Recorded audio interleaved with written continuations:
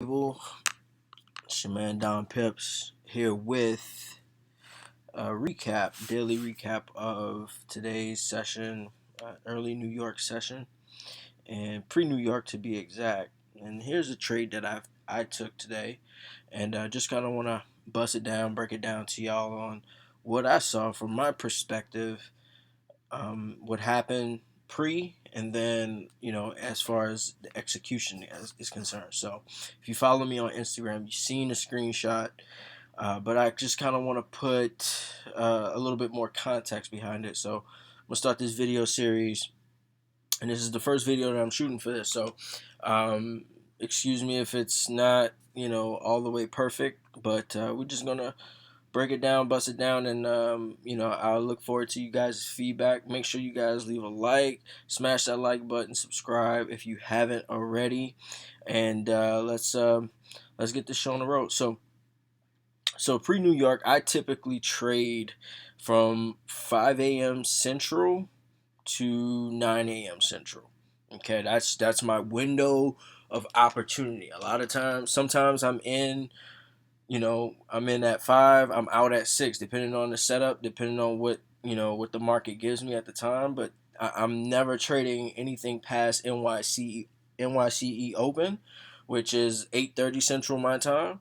So typically after 8:30, between 8:30 and 9 is kind of like my worst case scenario. If I don't see a setup, I have really strict rules that I stick by. My plan is pretty straightforward, and I typically only trade New York. I dabble in the Asian session from time to time if I do see something. If I don't take a trade during New York, I'll jump on the Asian just to see if I can find an opportunity. I do trade one pair and one pair only. I'm married to GBP JPY GJ. My mistress is EJ, so I look at EJ as like the little sister to GJ. So every now and again, I'll step out on GJ and you know look into EJ. But for the most part, I'm trading just one pair primarily, and yeah, let's jump into it. So when I woke up this morning, price was ranging pre New York. Okay. And what I saw was, price ranging. And I knew from the previous couple of days, I knew news was coming out for the British pound.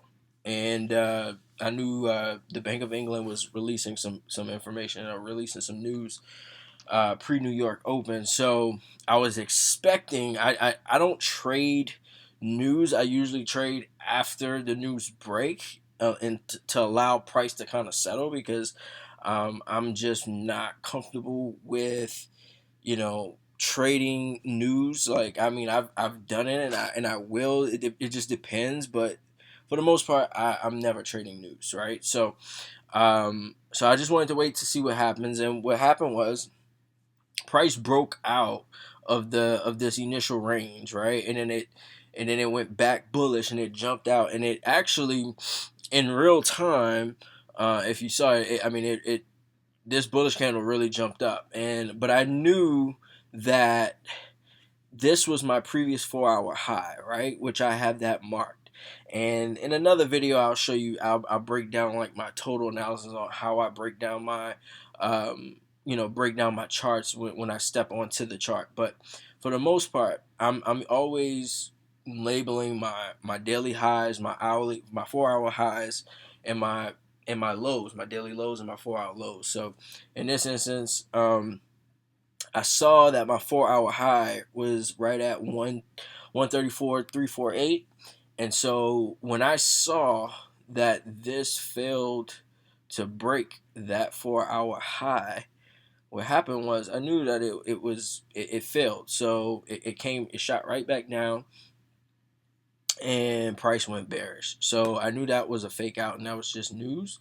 And so once price went back down bearish, I uh, I saw that they had a daily wick fill to fill, right, on the 4 hour and the daily wick. So that happened. Price continued to push down, and as the momentum in the New York when New York opened, that's when I saw my entry. And so I entered right at this break here. So once price broke down, I entered at the new low, and I put my stop above the previous 30-minute candle. Okay, and so I knew it was coming up on a major daily zone. This was a pretty easy trade. It was in momentum, no stress. The momentum was pretty strong during the New York Open today, so I was able to catch 15 pips on this, and that's pretty much exactly what happened. And I mean, obviously, price continued to go down, but so yeah, that's just my analysis. That's my recap. That's how I caught that. It's once again, price was ranging pre-New York.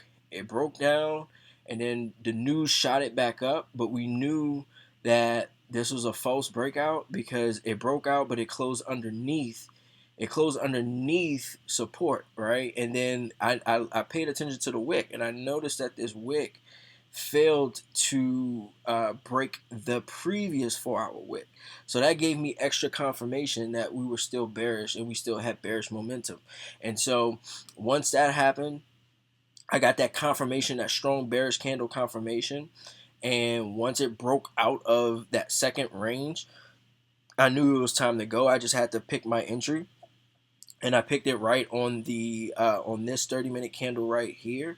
As this one closed, I jumped in right there at the open of the new 30-minute candle, and I grabbed my 15 pips. I'm a scalper, so I'm looking for 10, 15, 25 pips per session. Nothing more, nothing less. And it keeps 10 pips a day keeps the I guess you want to say the Forex doctor away. But that's pretty much in a nutshell. It's exactly how I broke that down. So yeah. Till next time.